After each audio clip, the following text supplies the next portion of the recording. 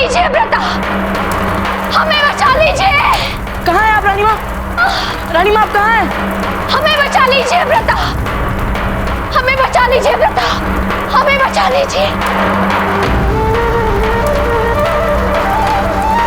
व्रता। घबराइए मत रानी माँ, हम आ गए रानी माँ।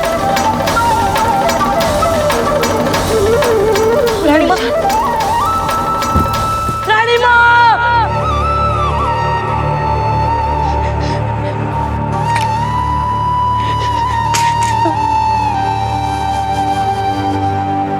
मेरा बच्चा, मेरा लाल। कहां से आया, कहां ले गया? कुछ पता नहीं।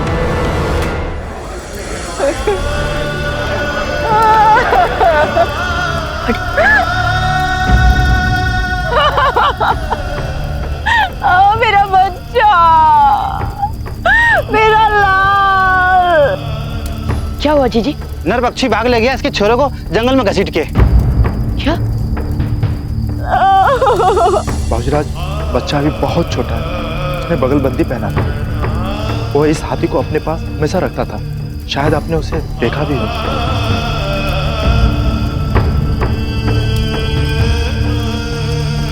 मेरा हाथी खो गया है।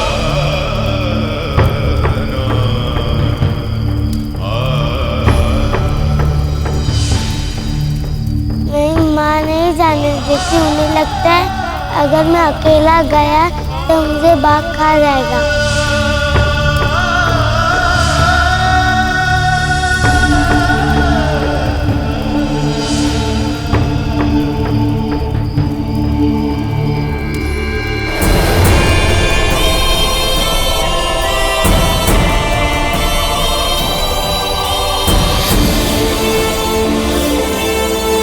जलाल, जब एक शेर जंगल में शिकार के लिए निकलता है तो उसके लिए जरूरी नहीं होता कि खुद को शेर साबित करने के लिए वो जंगल के हर जानवर पर हमला करे। वो तो बस एक जानवर पर हमला करके एक मिसाल कायम करता है। शेर का यही खौफ तमाम जंगल के जानवरों को उनकी औकात दिखा देता है और उन्हें शेर से छोटा बनाता है जलाल।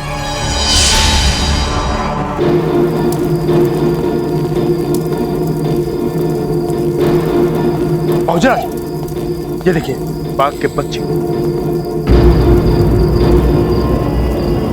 चलिए। इसलिए जलाल, आप भी शेर की माने राजपूतों को जीतकर हिंदुस्तान के सामने एक मिसाल कायम कीजिए। अपना खौफ बनाइए, अपना जलाल दिखाइए, फिर देखिए कैसे सभी हिंदुस्तानी राजा एक एक कर अदब के साथ आपके सामने झुकेंगे, आपकी नजरें इनायत के लिए तरसेंगे। राजपूतों के खिलाफ इतनी नफरत क्यों बढ़ाई जा रही है? आली जान,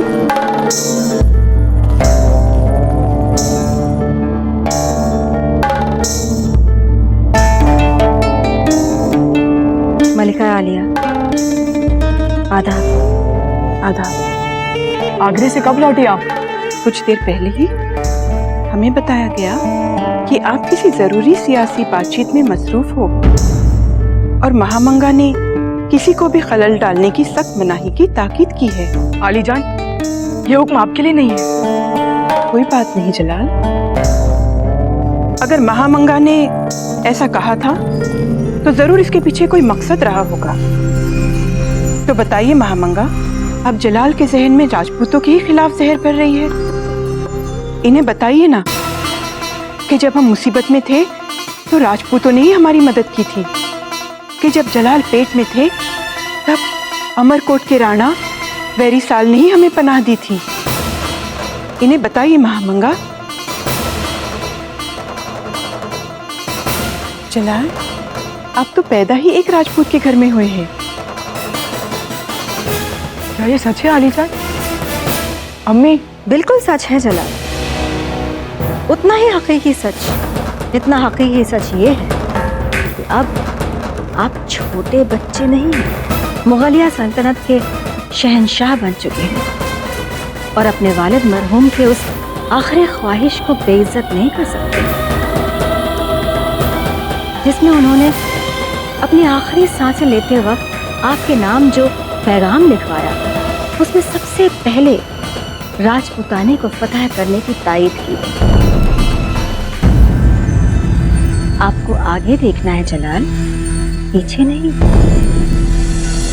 अगर मुगलिया सल्तनत को हिंदुस्तान का मुस्तकबिल होना है तो फिर राजपूती शान को माजी में दफन होना पड़ेगा और इसे आपको ही सरअंजाम देना पड़ेगा।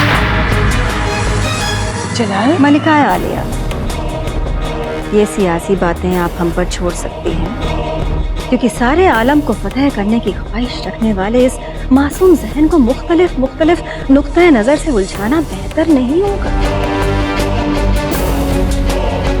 आप बहुत दूर से आ रही हैं, थक गई हूँ, आपको आराम फरमाना चाहिए। हम अभी आपके लिए शरबत भिजवाते हैं। आइए आलम बना, सारे दरबारी बड़ी बेसब्री के साथ आपके दीदार के मुंतजर बैठे होंगे। इजाजत दे आली जान, चलिए हमें।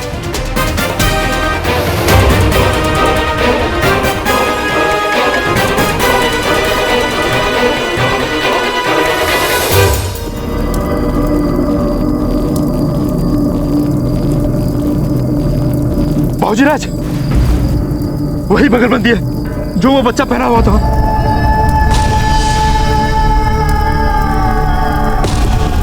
क्या? हाँ बाबूजीराज। चलिए।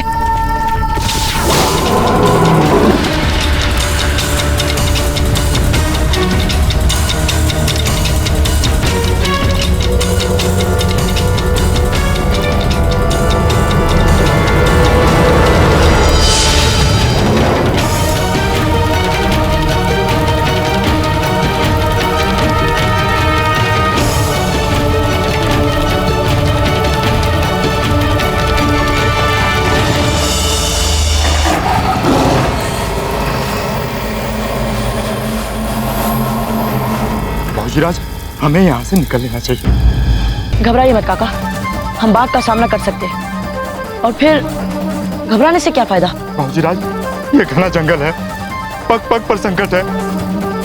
यहाँ नरबख्शी के अलावा और कुछ भी है, हमें वापस चलना चाहिए। काका, हम कह रहे हैं ना, हम आपके साथ हैं। बाबूजीराज, आप लोग पीढ़ियों से साहसी हैं। एक लेन जी हमें साधारण व्यक्ति बनाया। हमें जाने की आज्ञा दीजिए बाबूजीराज, हमें डर लग रहा है बाबूजीराज, हमें जाने दीजिए। ठीक है।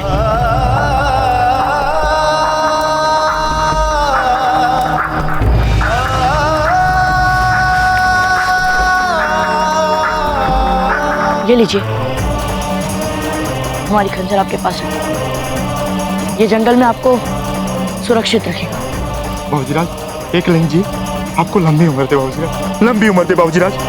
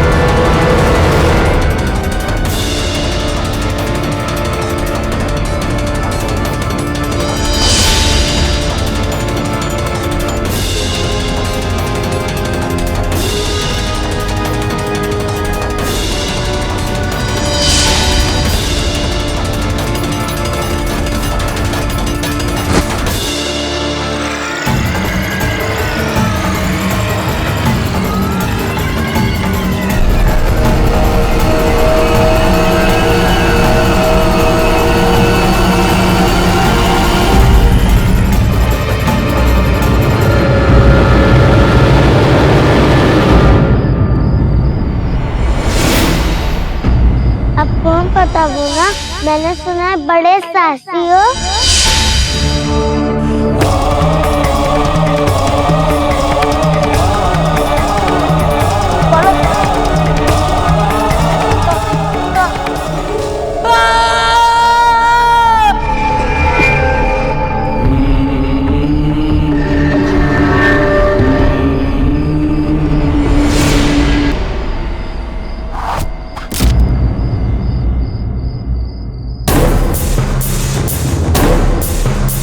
कौन है?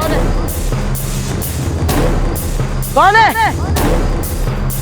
साहस है तो सामने आओ,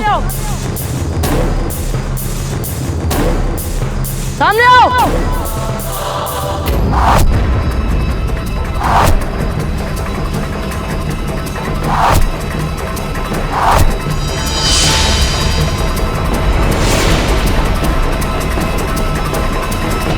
हमने आज तक तुम जैसा कायर प्रतिद्वंदी कहीं नहीं देखा।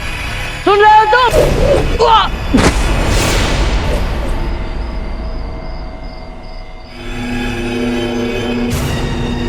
छोड़ो बे, छोड़ो, छोड़ो बे,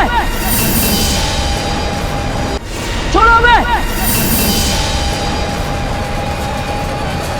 छोड़ दो बे, छोड़ दो।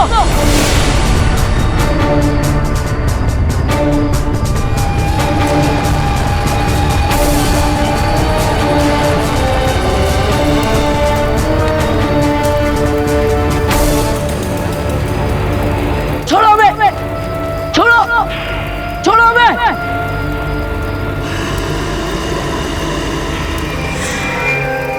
कौन हो तुम? ये कैसा व्यवहार है?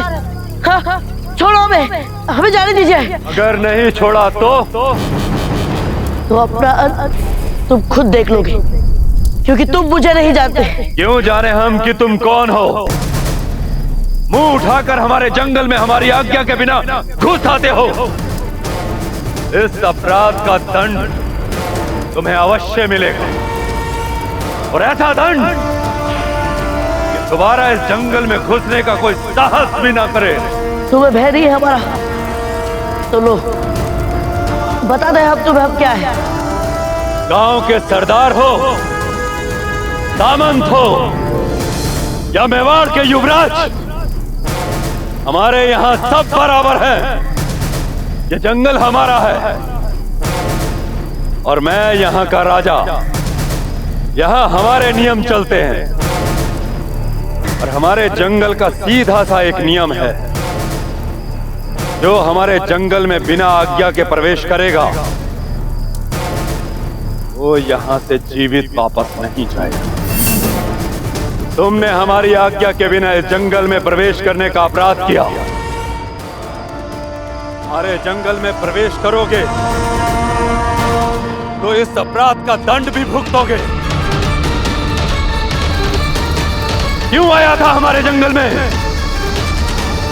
बोल, बोल। हम यहाँ उस निर्बख्शी बात का शिकार कर गए हैं, जो अवसर देखकर तरहती के दिन अपराधी भोले भाले लोगों को मारता है। जैसे वो देखिए, हमारे मित्र को मारा है उसने। वो हमारा मित्र निर्जीव पड़ा है, देखिए।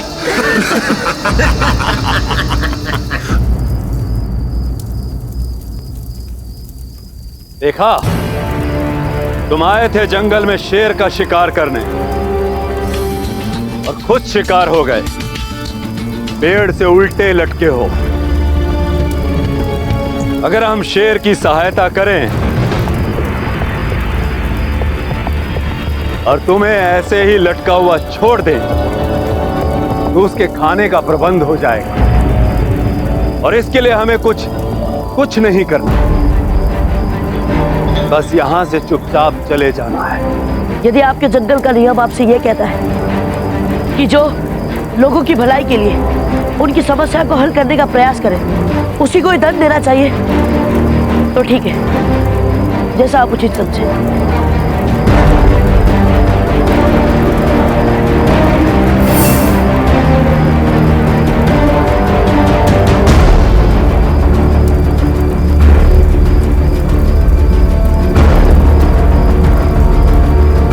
और तो रस्सा काट रहा, दोबारा आए तो गर्दन काट दूंगा। हाँ?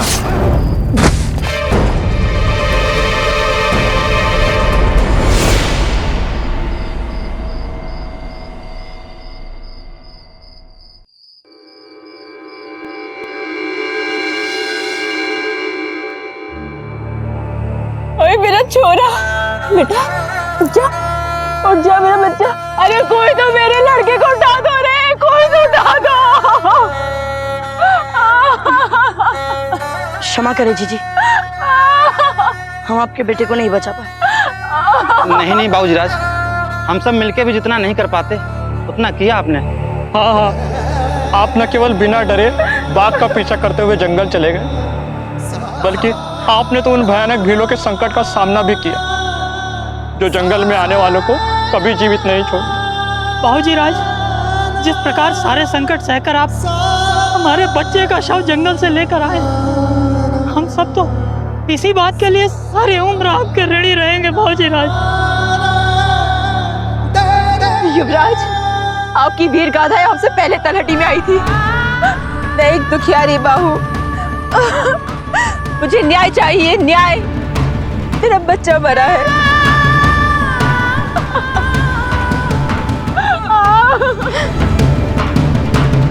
अरे तू पागल हो गई है क्या? दोबारा हम हमारे बाबूजीराज का जीवन कैसे संकट में डाल सकते हैं? ये हमारे अतिथि है, अतिथि है ये, समझी तू? अरे कोई किसी का भाग लिख सकता है क्या? भाग से किसी ना किसी के प्राण गंवाना ही हमारी नियति है, और नियति से कोई लड़ सकता है क्या? निश्चित है नियति से हम लड़ सकते हैं।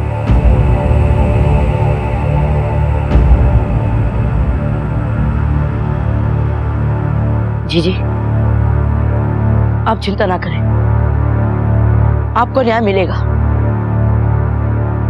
हम मारेंगे बाघ को, ये हमारा वचन है।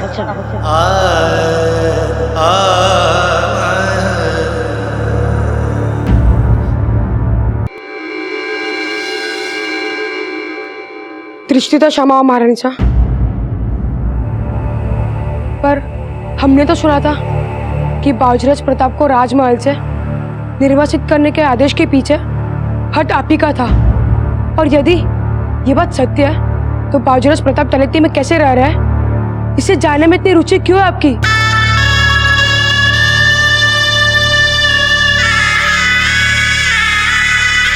क्योंकि हम माँ है प्रताप की, माँ। क्योंकि हमारे हृदय की हर धड़कन में प्रताप थे, प्रताप है और प्रताप रहेंगे। क्योंकि उन्हें मेवाड़ के राजमहल से निर्वासित करके हमने हमारे हृदय के सबसे महत्वपूर्ण भाग को निर्वासित किया है, और अब वहां एक शून्य रह गया है, मात्र एक शून्य। परंतु हमारे भीतर के उस शून्य को हम प्रताप की जानकारी से भरना चाहते हैं। हमें हमारा अपराध मत बताइए चक्रपाणी, हमारी सहायता कीजिए।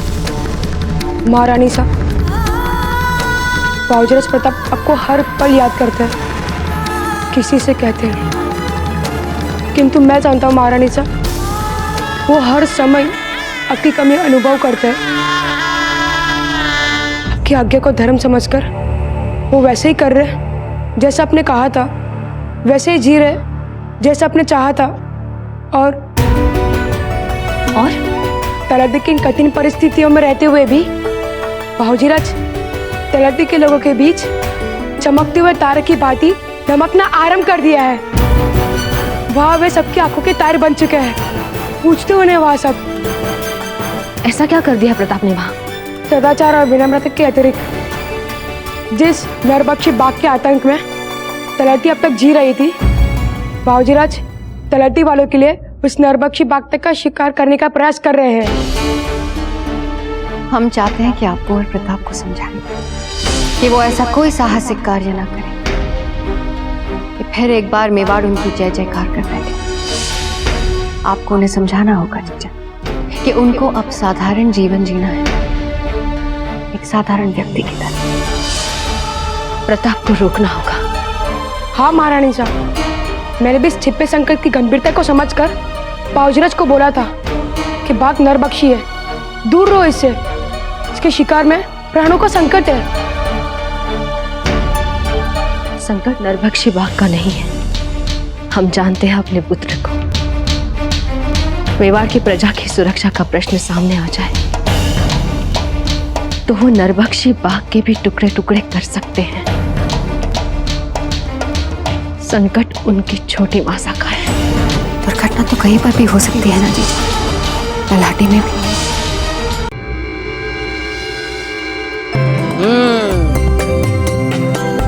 तो इसका मतलब आप हमारी रानी माँ से मिलने गए थे? आपको कैसे पता चला बाबूजीराज?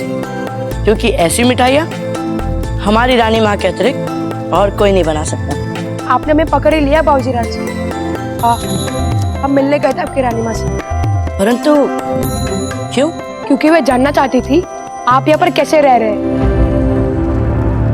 इतनी ही चिंता है हमारी तो आई क्यों नहीं हमारे साथ? वो सब तो हम नहीं जानते बाबूजीराज, पर हाँ एक बात तो है, पहले वो जैसी दिखती थी ना, आज उनकी छाया मात्र रह गई है। आपके जाने ने उनके मन को छलनी बना दिया है। ये बहुत दुखी रहती है बाबूजीराज, बहुत।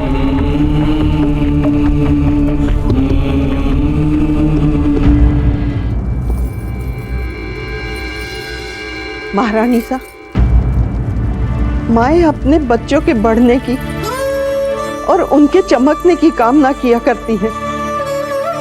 संभवतः आप ऐसी पहली माँ होगी जो एक लिंची से उसके साधारण बनाए रखने और उनको प्रसिद्ध ना होने की प्रार्थना करने जा रही हैं। क्यों महारानी सा, क्यों?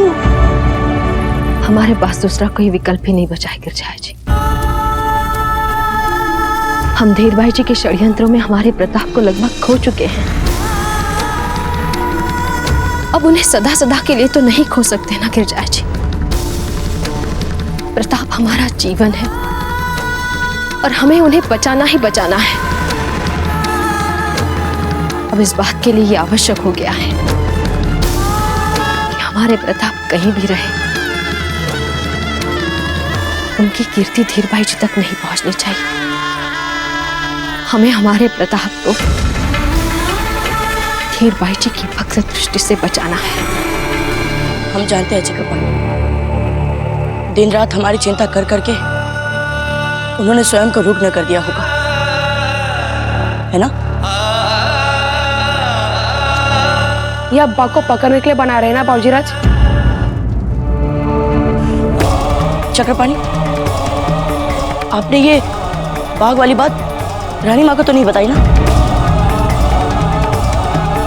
या फिर बता दी? नहीं नहीं, हमने नहीं बताई, हम बताएंगे। सच बोलो चक्रपाणी, सच। होगा, हमने उन्हें बता दिया। परंतु क्यों चक्रपाणी, क्यों बात बताई अपनी रानी माँ को? पता है कितनी रात तक वे इस चिंता को लेकर सो नहीं पाएंगी, जानते हैं आप? नहीं बाबूजीराज, वो बाघ को लेकर आपके लिए चिंतित नहीं थी, परंतु उनको आपके लिए इससे भी बड़ी संकट की चिंता खाई जा रही थी।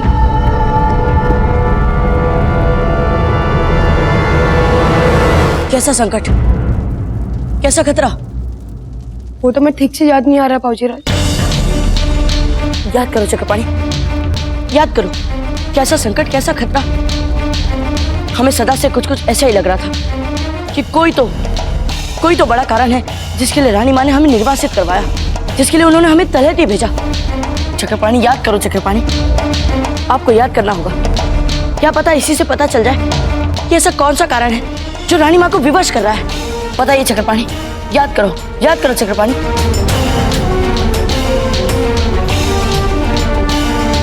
संकट नरभक्षी बाघ का नहीं है, संकट उनकी छोटी मासा का है। हाँ, याद आ गया। बताइए, शीघ्रता से बताइए।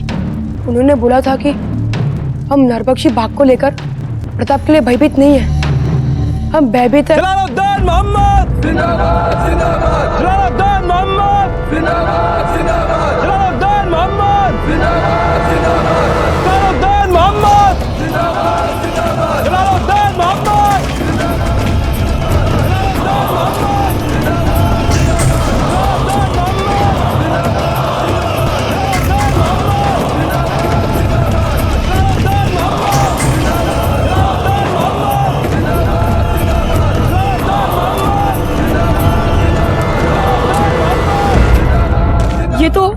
मुगलों का ध्वज। ये मुगल हमारी धरती पर क्या कर रहे हैं? बाबूजीराज, मुगल तो ऐसे ही होते हैं, इन्हें कहीं भी कभी भी जाने की अनुमति नहीं लेनी पड़ती है। और हमने तो सुना है कि सभी राजाओं ने मुगलों का आधिपत्य स्वीकार कर लिया है।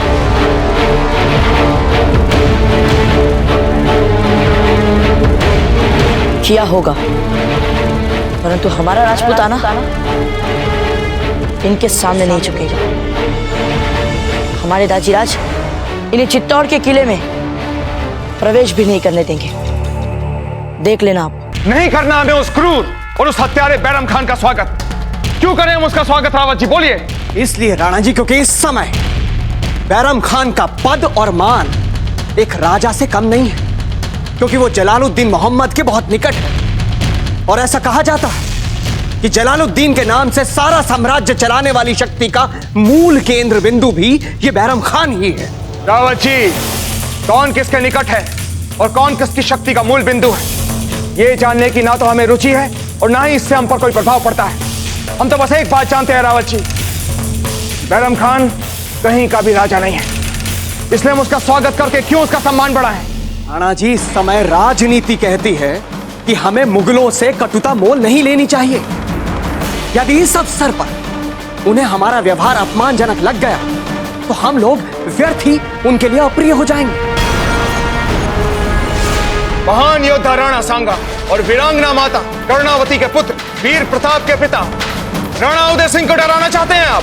अभी कुछ ही दिन पहले हमारे पुत्र कुंवर प्रताप ने अफगानियों को कैसे हरा के भगाया था, तो फिर हम क्यों आए किसी के अवांछित दबाव में रावत जी, बताइए। क्योंकि राणा जी, ये मुगल उन अफगानों से कहीं अधिक शक्तिशाली और भयानक शत्रु है। और आप तो स्वयं भली भांति जानते हैं कि जलालुद्दीन ने उस हेमू के साथ क्या किया, रौंद कर रख दिया था उसे। राणा जी, आप तो राजनीति के साथ साथ कूटनीति के भी इतने बड़े ज्ञाता हैं, फिर इस क्षणिक उत्तेजना में भारत के वर्तमान शक्ति संतुलन और राजनैतिक समीकरणों को आप कैसे भुला सकते हैं? याद कीजिए राणा जी, यह आपकी ही कूटनीतिक चतुराई थी जो विपरीत परिस्थितियां देख आपने ही स्वयं मेवाड़ हित में मेवाड़ के इस किले की चाबी स्वयं शेरशाह सूरी को दी थी। उस समय भी पर्याप्त परिस्थितियां थीं उत्तेजना में आने के लिए राणा जी, लेकिन नहीं, आपने उत्तेजना से काम नहीं लिया, बल्कि आपने उस समय कूटनीति से काम लिया और भविष्य में पूरी तैयारी के साथ 4 पग आगे बढ़ाने के लिए उस समय 2 पग पीछे लेना आपने उचित समझा। जलालुद्दीन मोहम्मद जिंदाबाद, जिंदाबाद। जलालुद्दीन मोहम्मद जिंदाबाद, जिंदाबाद। जलालुद्दीन मोहम्मद जिंदाबाद। सूर्य आला, हमें लगता है कि मेवाड़ के राणा हमारे इस्तकबाल के लिए नहीं है। बेवकूफी करेंगे, ऐसा करेंगे तो फिर भी देखते हैं। बैरम खान को अपने महल में प्रवेश देना अपने मन और आत्मा पर बोझ रखकर औपचारिकता निभाने वाली बात है। फिर भी अगर आपको लगता है रावत जी ये मेवाड़ के हित में है, हम आपका सुझाव मानने के लिए तैयार हैं, लेकिन ये स्वीकृति हम इसी भरोसे पर देंगे कि ये बैरम खान की मेवाड़ में एक मैत्री यात्रा है। इससे अधिक लचीलापन हम आपको नहीं दिखा पाएंगे रावत जी। हाँ जी, इससे अधिक के लिए हम आपसे निवेदन करेंगे भी नहीं। और जहां तक बैरम खान का स्वागत करने का प्रश्न है, तो हम हैं ना, हम जाएंगे स्वयं मुख्य द्वार पर उसका स्वागत करने के लिए। हाँ जी, हम तो मात्र इतना चाहते हैं कि इस समय जब मेवाड़ का सारा राजमहल, मेवाड़ की सारी प्रजा फौजीराज प्रताप के निर्वासन को लेकर जब इतनी दुखी है, स्तब्ध है, ऐसे अवसर पर मेवाड़ के मुख्य द्वार पर आए हुए अतिथि को हमारी आंखों में मुगलों के लिए घृणा ना दिखे।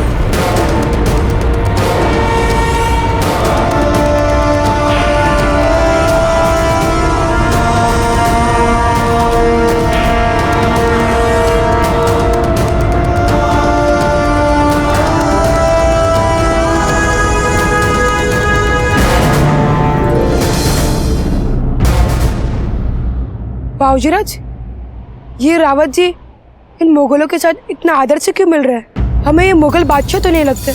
पता नहीं चक्रपाणी, परंतु इसका पता हम अवश्य करके रहेंगे।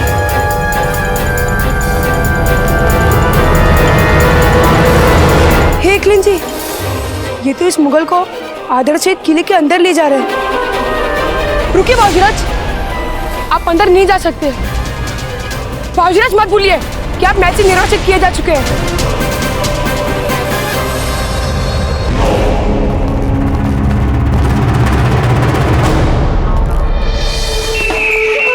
राणा उदय सिंह की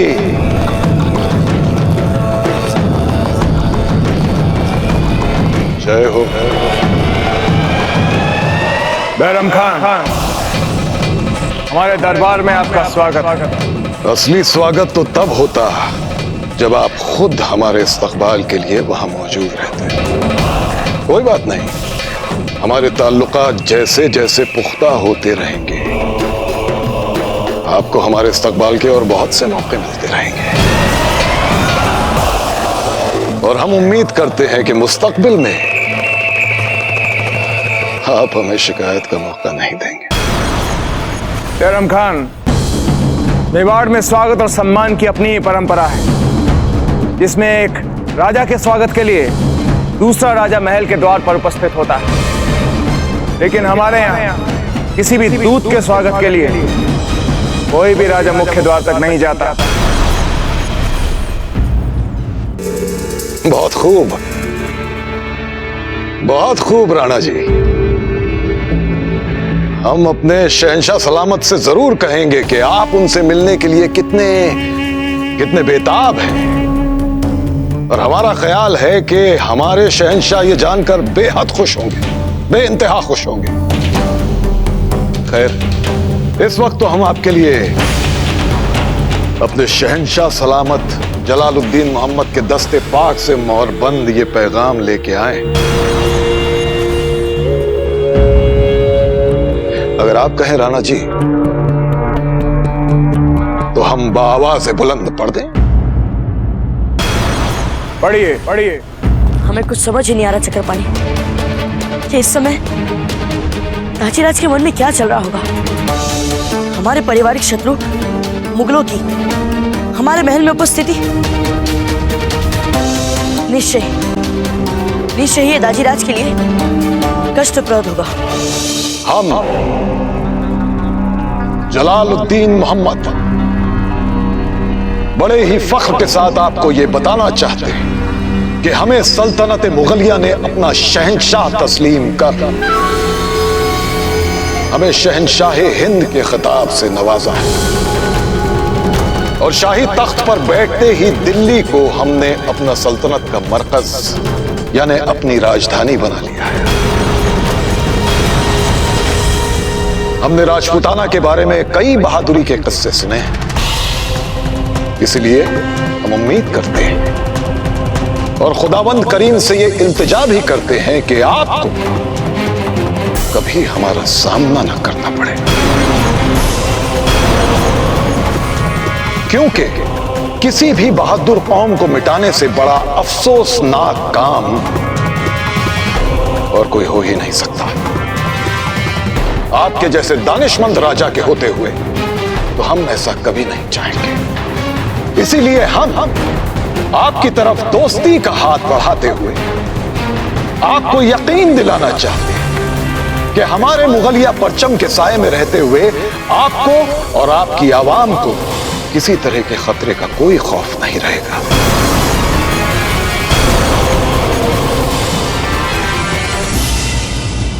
आपका करीबी दोस्त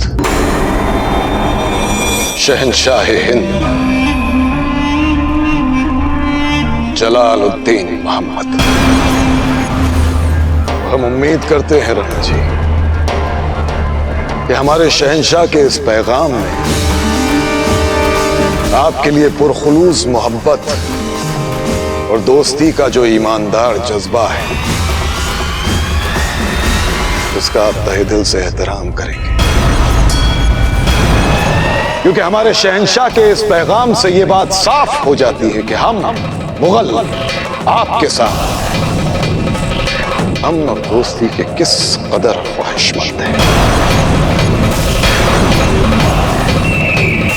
और हमारी यही मुराद है कि हम एक अमन पसंद कुनबे की मानद हिल मिलकर साथ साथ रहें। बाबूजीराज, हमने सुना है कि जब भी मुगलों को किसी स्थानीय राजा से विरोध का या किसी प्रकार के अपमानजनक व्यवहार का आभास होता है तो वे तुरंत ही आक्रामक हो जाता है और इस राज्य का अपना शत्रु मान लेते हैं।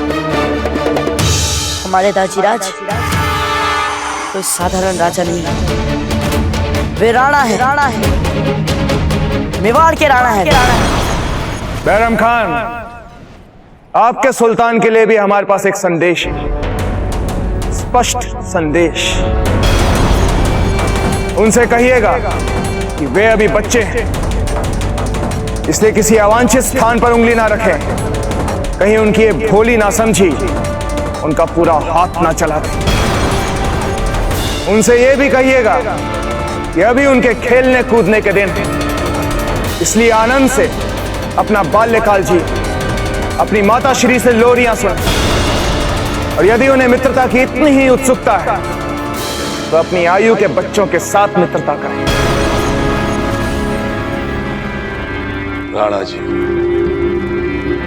हमारी आपसे यही गुजारिश है कि एक मुलाकात कर लीजिए हमारे शहंशाह के साथ, तो आपको उनकी उम्र से बढ़कर उनके जज्बे का अंदाजा हो जाएगा।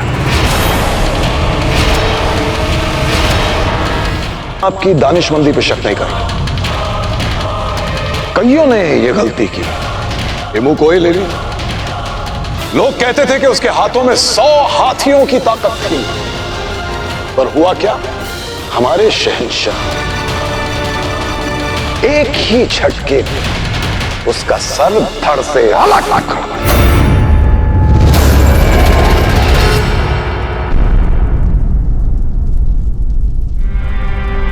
तो हम आपसे उम्मीद करते हैं राणा जी कि आप जैसा दानिशमंद राजा उनसे मैदान जंग में तो नहीं मिलना चाहे। बैरम खान, राणा जी,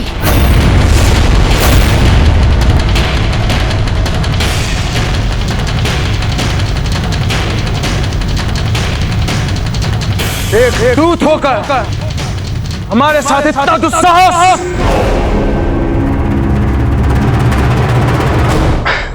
अरे अरे राणा जी, आप तो बुरा मान गए हैं? हमें माफ कर दीजिए अगर हमारी बात आपको कहीं जाकर चुभी हो तो।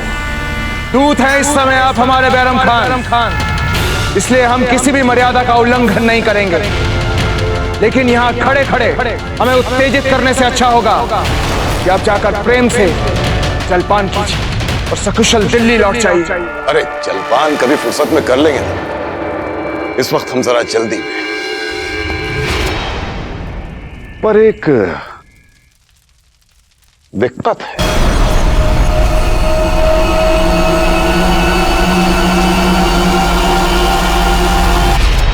इतनी दूर आकर खाली हाथ लौटना हमें कुछ अजीब सा लगता है। हम वापस जाएंगे और जलाल हमसे पूछेंगे कि खान बाबा क्या लाए हमारे लिए मेवाड़ से, तो हम उन्हें क्या जवाब देंगे बताइए?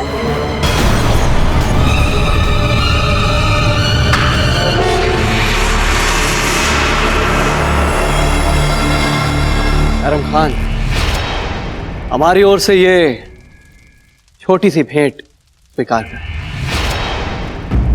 ये तोहफा? अरे राणा जी जिस कद के राजा हैं, उस कद से तो ये बिल्कुल मेल नहीं खाता। फिर भी कोई बात नहीं राणा जी, हम इसे आपके अमन पसंदी के जज्बे की निशानी समझकर कबूल करते हैं।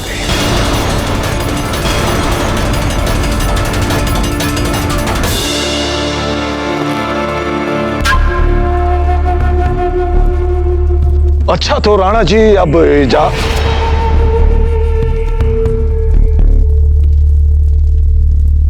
आज्ञा दीजिए।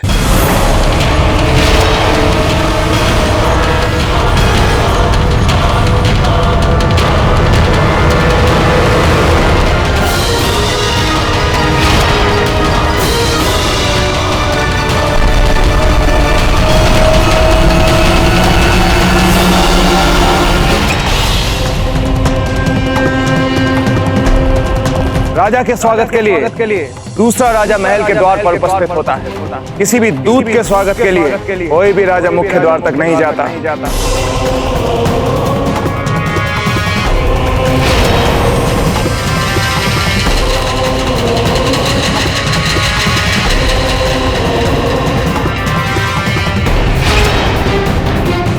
वो देखिए बाजीराज, हीरे जवाहरातों से भरे थाल। अवश्य ही इस दुष्ट ने राणा जी को विवश में करके ये सब ले लिए होंगे। हमारी ओर से ये छोटी सी भेंट स्वीकार।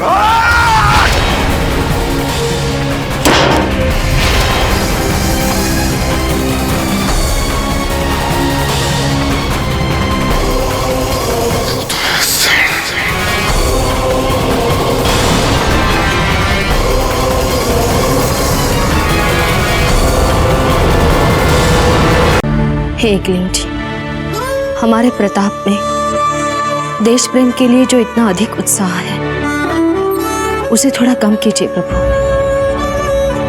उनकी बुद्धि में साधारण नागरिकों वाली ऐसी बात जगा दीजिए जिससे उनका जीवन संकटों से दूर रह सके। उन्हें इतना साधारण बना दीजिए कि वो कभी लोगों की दृष्टि में ना आए। हमारे प्रताप को दीर्घायु दीजिए, दीर्घायु दीजिए एकलिंग जी।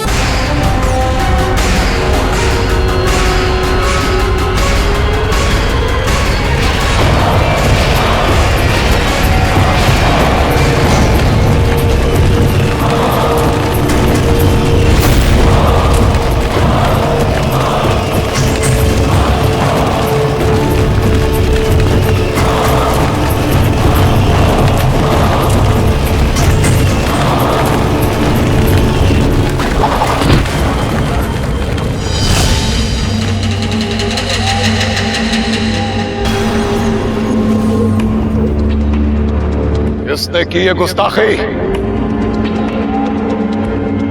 किसने फेंका पत्थर? सामने आओ। हमने फेंका है पत्थर।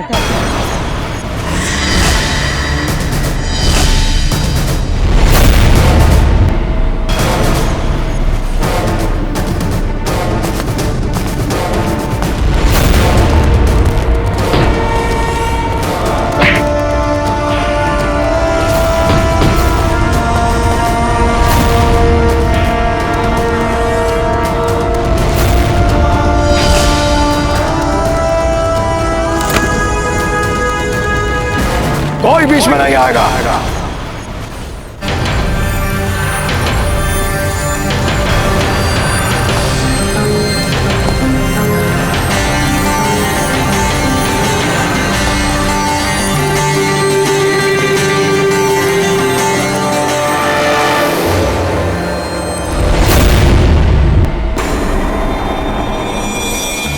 माशाअल्लाह, माशाअल्लाह,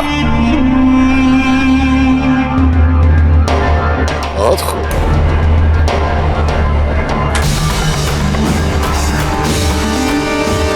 तुम्हें मारने से पहले हमारी एक ख्वाहिश है बच्चे। हम जानना चाहते हैं कि तुम कौन हो।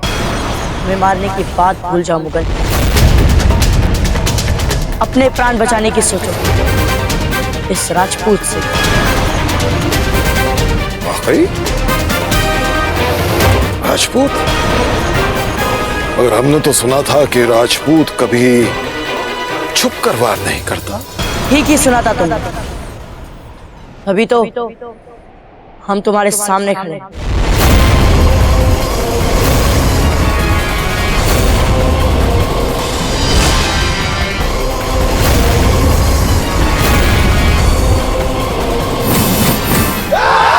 रुक जाओ, खबरदार जो कोई आगे आया तो गर्दन उड़ा देंगे हम।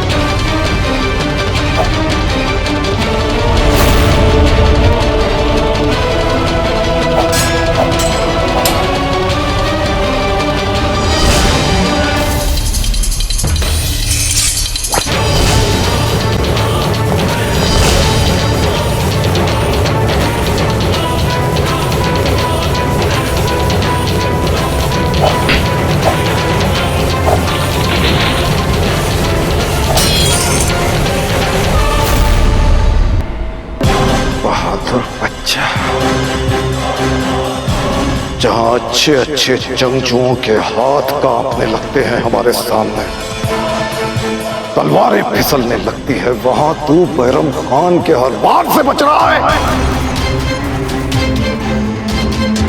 बात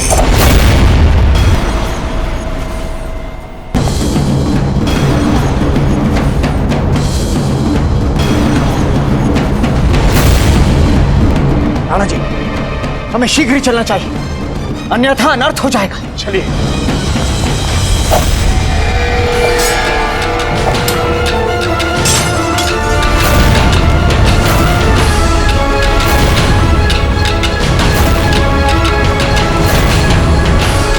मगर अफसोस, बैरम खान की शमशीर के आगे तेरा ये बच्चों वाला खेल ज्यादा नहीं चल पाएगा।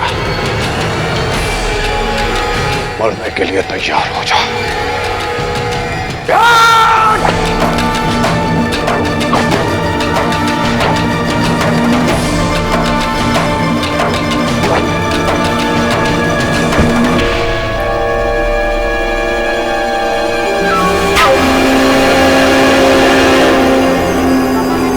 सुभान अल्लाह।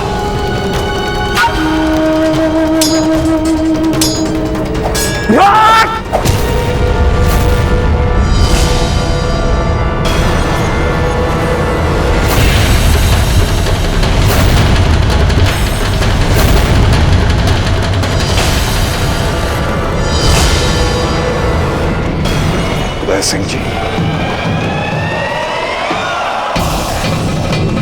छोड़िए हमारा हाथ।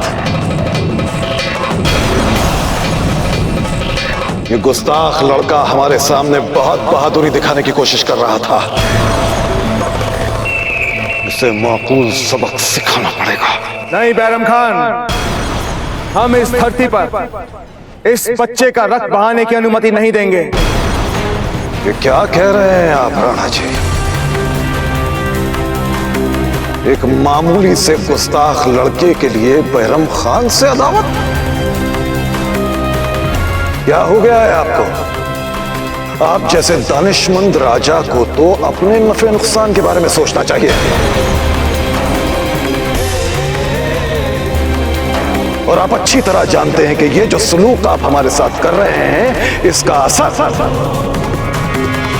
आपकी पूरी रियासत के मुस्तकबिल पर पड़ सकता है। पूरी रियासत के लिए खतरा, और वो भी एक गुस्ताख लड़के के लिए। क्या यही है आपकी सियासी समझ, आपकी दानिशमंदी यही है? छोड़िए।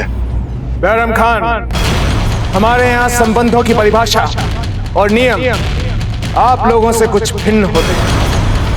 हमारे यहाँ मेवाड़ का कोई भी बच्चा, चाहे वो राज परिवार का हो या साधारण परिवार का, उसे मेवाड़ की संतान माना जाता है।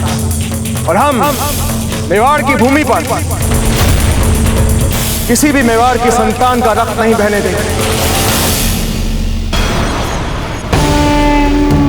ठीक है, हम आपकी सरजमीन पर आपके उसूल मान लेते हैं। इस गुस्ताख का खून यहां नहीं पाएंगे।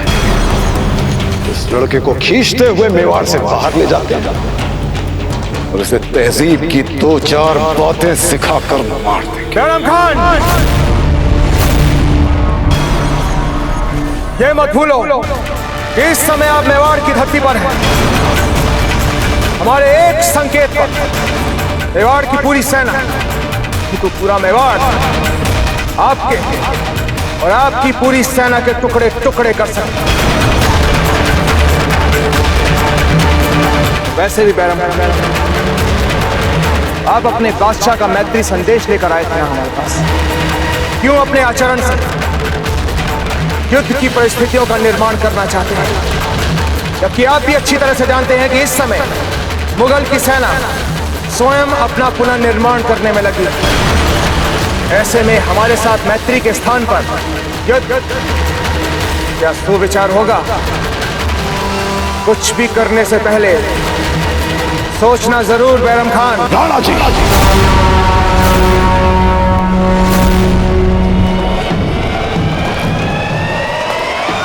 जलालुद्दीन मोहम्मद हमें खान बाबा कहते हैं। हमारी औलाद की तरह है वो, और आज तक हमारे किसी भी फैसले पर उन्होंने सवाल नहीं किया। यदि ऐसा है बैरम खान, तो आपके कंधों पर उत्तरदायित्व और भी बढ़ जाता है। क्या आप ऐसे ही अपनी अतिरिक्त शक्तियों का दुरुपयोग करते हैं? क्या मुगलों में इसी को समझदारी कहा जाता है? राजनैतिक परिपक्वता और कूटनैतिकता, क्या मुगलों में इसी को समझा जाता है? सोचिए बैरम खान, सोचिए।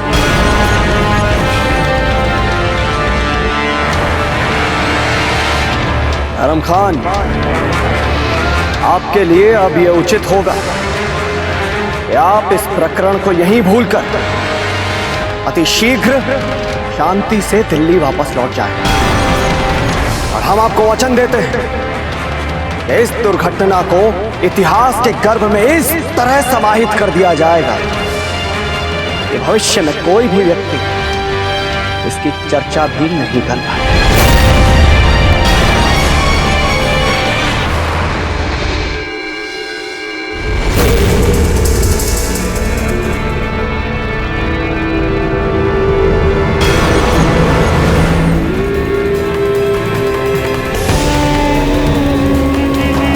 तुझे नहीं भूलेंगे बच्चे। बैरम खान अपने खिलाफ हुई गुस्ताखी को बर्दाश्त नहीं करता, और जो भी उसके खिलाफ गुस्ताखी करने की जुर्रत करता है वो बहुत दिनों तक जी नहीं पाता।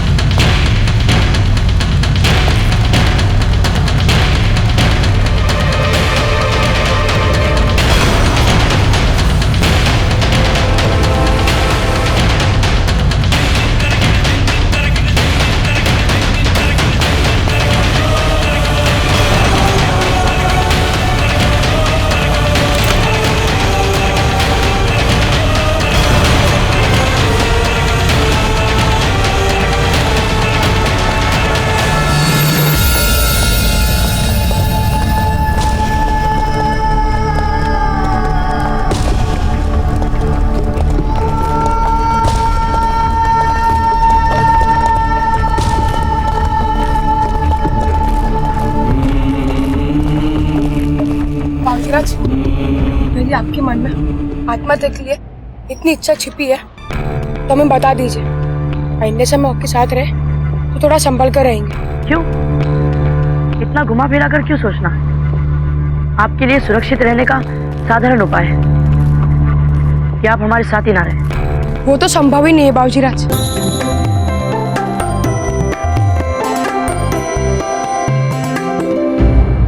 हमें जो लगता है यदि हम आपसे स्पष्ट कह दें तो बुरा नहीं मानेंगे। कह दीजिए धीरबाई जी, प्रताप के लिए ये जो चिंता का प्रदर्शन करते हैं सच से अधिक दिखावा लगता है। हमारी ममता को गाली मत दीजिए, वरना अच्छा नहीं होगा। फिर प्रताप ने साधारण बनने की सीमा को लांघकर मेवाड़ आए मुगलों को क्यों ललकारा? वो कहते हैं कि बादशाह अकबर के बाद मुगल साम्राज्य में सबसे अधिक शक्तिशाली जिसे माना जाता है बैराम खान। प्रताप ने उसी के सैनिकों के सामने उसे चुनौती क्यों दी? सारे मेवाड़ में फिर से प्रसिद्ध हो गए ना कुंवर प्रताप। लीजिए, कुंवर प्रताप के लिए हमारे मन में जो प्रेम है, उसके प्रभाव से आप हमारी क्षमता और हट को निर्बल नहीं समझ रहे। नहीं, हमें ऐसा नहीं लगता, क्योंकि हम जानते हैं आपकी महत्वाकांक्षाओं की कोई सीमा ही नहीं है। हमारे मन में जरा भी संदेह नहीं है कि आप हर प्रयास करेंगे वो पाने के लिए जो आपको चाहिए। यही सुनना चाहते थे हम जी। कुंवर प्रताप की जय जयकार हम नहीं सुन सकते,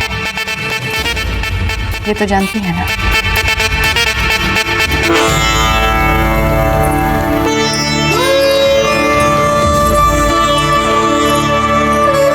हुकुम कुंवर प्रताप के साहसी किंतु उछल आक्रामकता का दुष्परिणाम अवश्य निकलेगा। हमें अब मुगलों के कठोर प्रत्युत्तर के लिए तैयार रहना चाहिए हुकुम। बैराम खान के अपमान को मुगल सल्तनत चुपचाप नहीं चाहिए हुकुम। निसंदेह आपका कहना उचित है, किंतु ऐसी परिस्थिति में मेवाड़ का कोई भी स्वाभिमानी पुत्र इन मुगलों के साथ वही करता जो इस समय बाऊजीराज प्रताप ने किया। रावत जी, आपकी बात सही होते हुए भी कुंवर प्रताप ने बैराम खान के साथ जो किया वो हमें राजनीतिक समझदारी के हिसाब से सही नहीं लगता है। फिर भी आप एक बार राणा जी का विचार भी जान लीजिए। हम आपसे सहमत हैं। हमें भी यही लगता है कि कुंवर प्रताप ने जो किया वो समझदारी की बात नहीं, परंतु जो हुआ ठीक हुआ।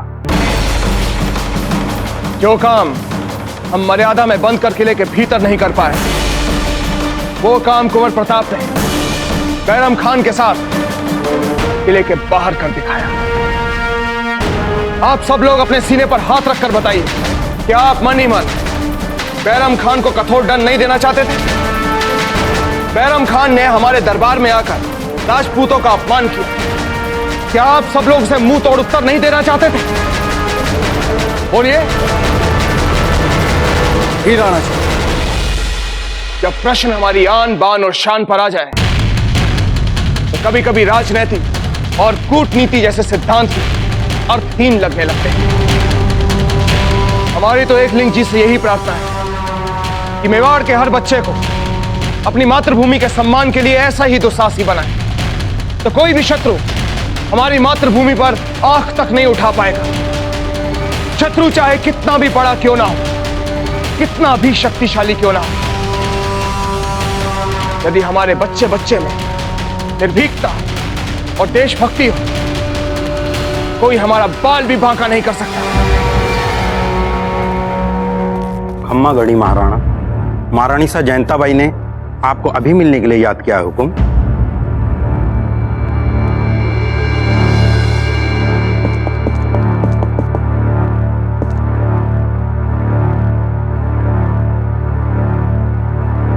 बैरम खान अपने खिलाफ हुई गुस्ताखी को बर्दाश्त नहीं करता, और जिसने भी बैरम खान के साथ गुस्ताखी करने की जुर्रत की तो वो बहुत दिनों तक जी नहीं पाता।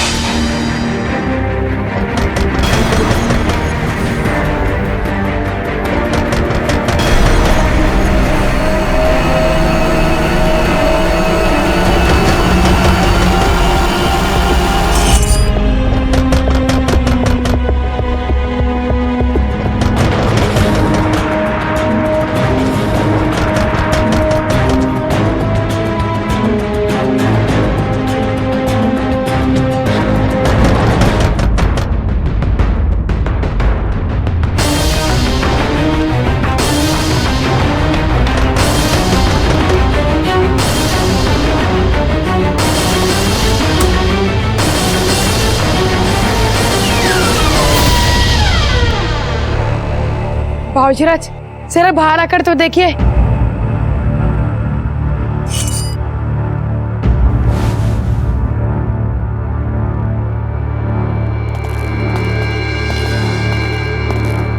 खम्मा गणी बाबूजीराज, खम्मा गणी।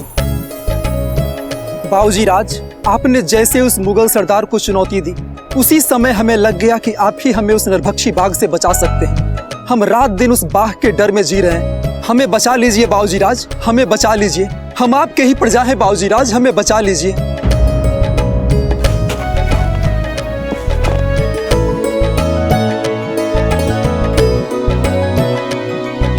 ये आपके चरणों में छोटी सी भेंट है बाबूजीराज, इसे स्वीकार कीजिए और हमारा उद्धार कीजिए बाबूजीराज। वैसे भी आज रात हम उस नरभक्षी बाघ का शिकार करने वाले हैं। आप सब यहीं ठहरिए।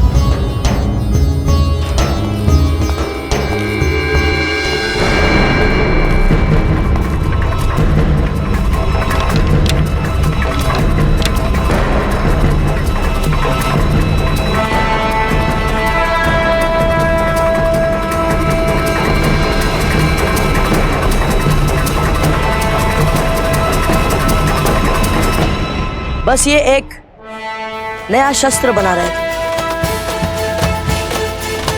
लगभग पूरा हो चुका है। बाबूजी राज की, बाबूजी राज की।